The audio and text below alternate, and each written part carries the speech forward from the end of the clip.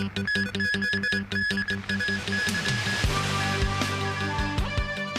Hong Kong-Zhuhai-Macau Bridge closed to traffic this morning to facilitate a National Games road cycling test event. Countries at the COP29 conference adopt a $300 billion climate deal to help poorer nations, but not everyone is happy.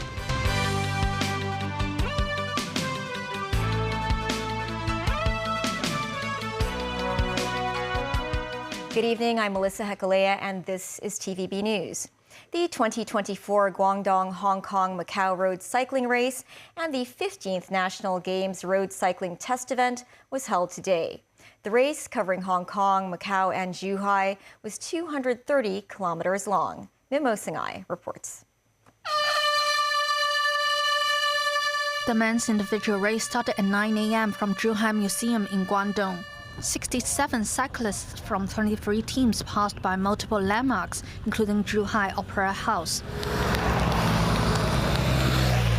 They then entered the race route in Macau, where the weather became rainy. Hong Kong road cyclist representative Lau Wan Yao described the race route as special. He said he would stay at the front during the event because fewer cyclists would be there. This athlete, who came from Ningxia, said the event is meaningful and he wanted to experience the racetrack of the Hong Kong-Zhuhai-Macau Bridge, or the HZMB, the most. At around 9:45 a.m., the cyclists arrived at the bridge. I'm now at the Central One turnaround facility in the Hong Kong section of the HZMB. Up here, the wind is slightly strong. At around 10:30 a.m., leading cyclists passed the Sanshak One turnaround facility. The airport runway was next to the racetrack. Athletes were greeted by members of the public when they reached Hong Kong Disneyland Resort. Some cheered the athletes with flags. This woman, who traveled here from Shenzhen, said she's left home at 5 a.m. to come to support the cyclists. From Hong Kong Disneyland Resort, the athletes began their return journey, cycling through Macau and Zhuhai.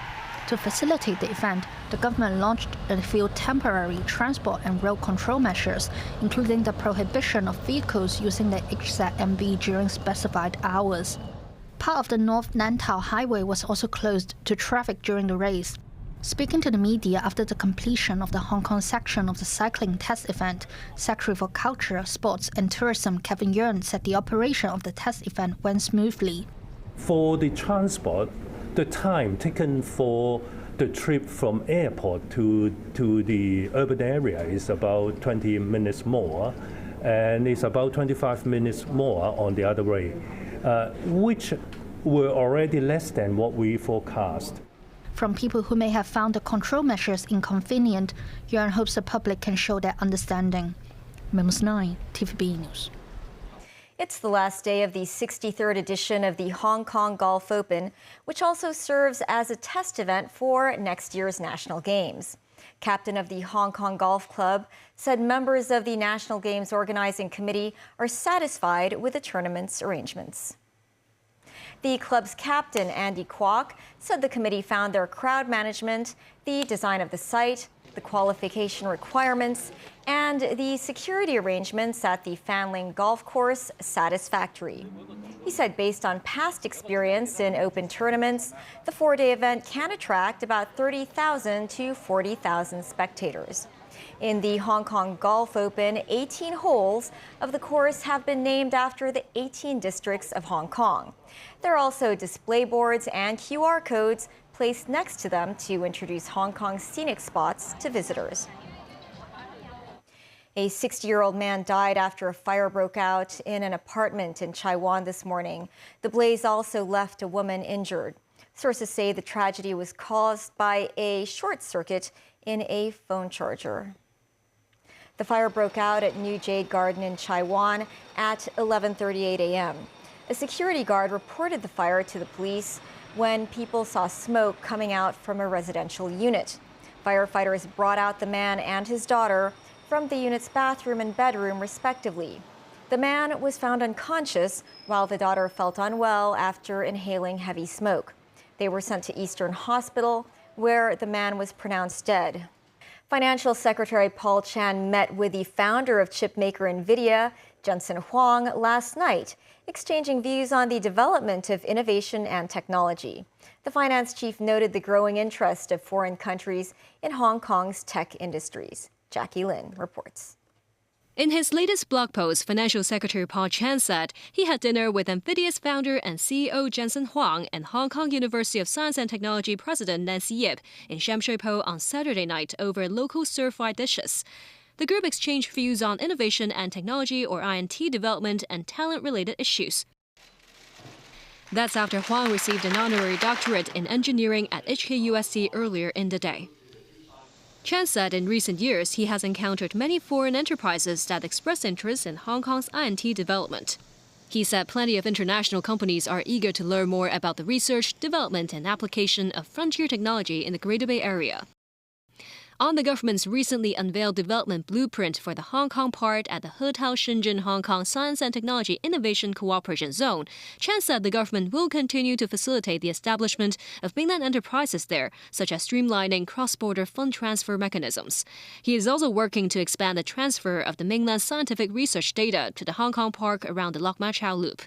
Secretary for Innovation, Technology and Industry Sun Dong meanwhile said the goal is to build the hub into a world-class pilot base, synergizing industry and university research.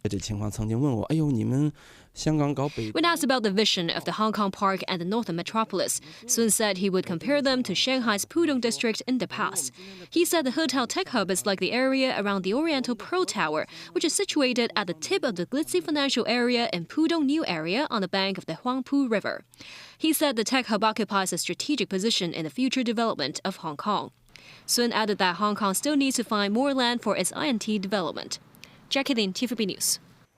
The two-week COP29 summit in Baku, Azerbaijan ended in overtime this morning, with countries adopting a $300 billion agreement to help poorer countries deal with the effects of climate change. Some delegates walked out on Saturday as the summit failed to reach consensus.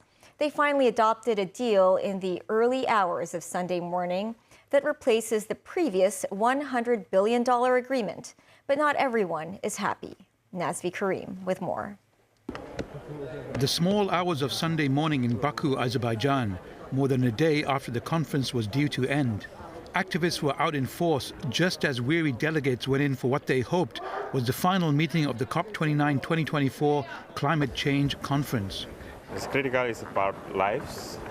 It's not just about numbers, but it's about lives for all of us.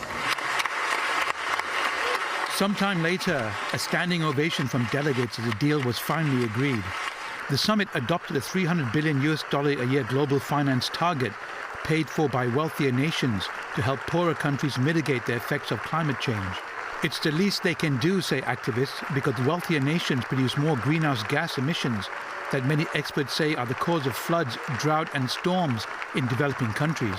But the applause failed to drown out the noise made by those unhappy with the deal, which fell far short of the $1.3 trillion experts say is needed annually.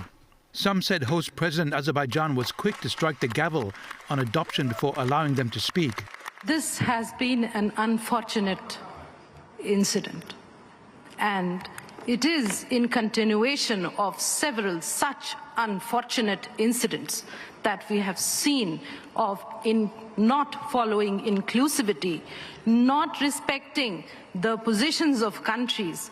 We had informed the presidency, we had informed the Secretariat that we wanted to make a statement prior to any decision on the adoption.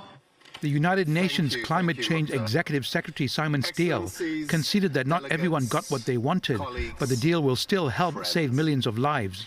It has been a difficult journey, but we've delivered a deal. This new finance goal is an insurance policy for humanity, amid worsening climate impacts hitting every country.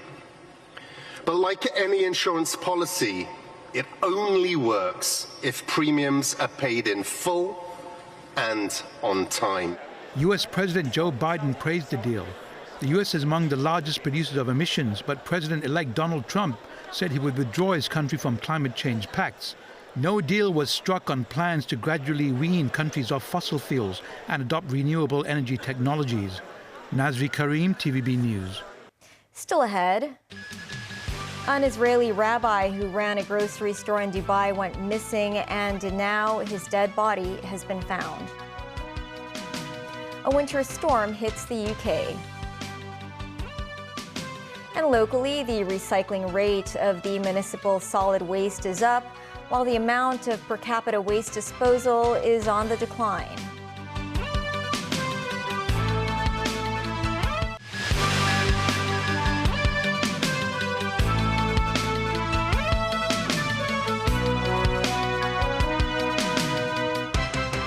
Welcome back. Israel says the dead body of an Israeli Moldovan rabbi who went missing in Dubai has been found. There was no immediate comment from the UAE. David Garrett reports.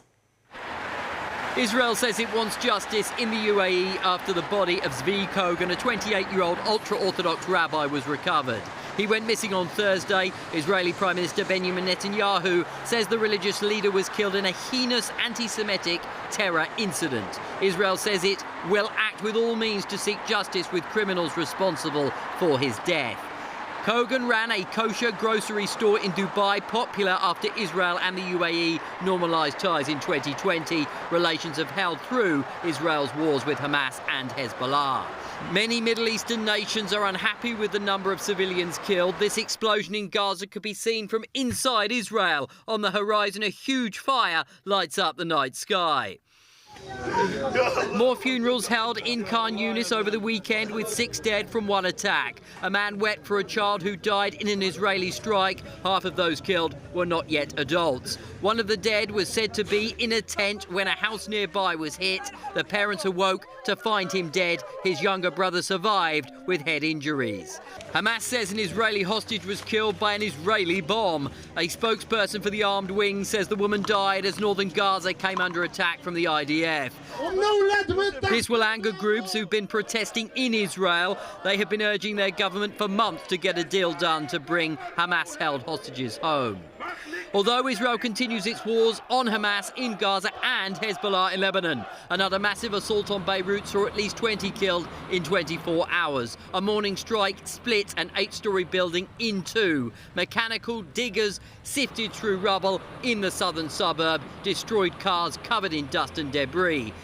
Explosions continued into the night. Huge plumes of smoke were seen on the Beirut skyline again. More than 3,000 have been killed in Lebanon, with estimates more than 1 million Lebanese have been displaced.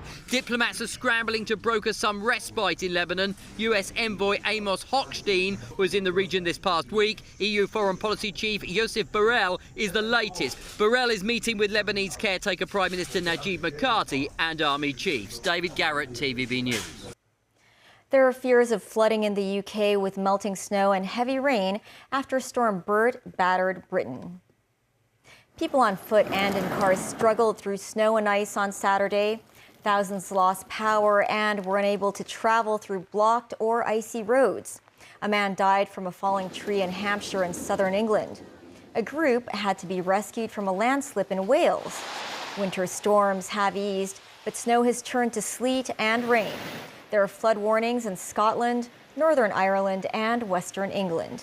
The UK Environment Agency has warned that more wet weather will inundate farmland, minor roads, and parks. Secretary for Environment and Ecology Tzu Chin-wan said the amount of waste disposal has reached its peak and recycling volume saw a rise.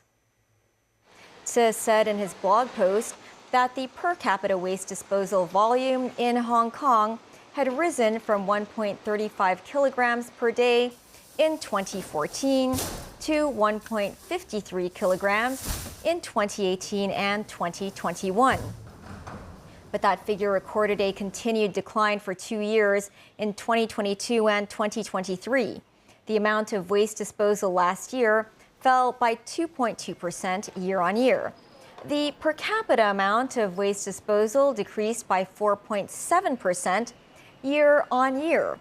Plastic and metal waste saw the largest decline, while food waste decreased by only 3.4% overall. Household food waste reduced by a third. The recycling rate of municipal solid waste rose from 32% in 2022 to 33% in 2023, reaching nearly 1.97 million tons.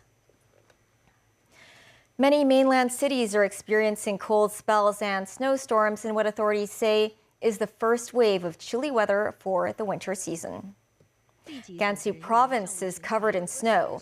Qinghai has also been hit by a snowstorm. Workers were forced to use machines to clean up the snow. The National Meteorological Center said temperatures in most parts of the country will decrease notably this week, including Beijing. This will bring snow to the capital between tonight and Monday morning. That's the news. Thanks for watching. Have a good evening.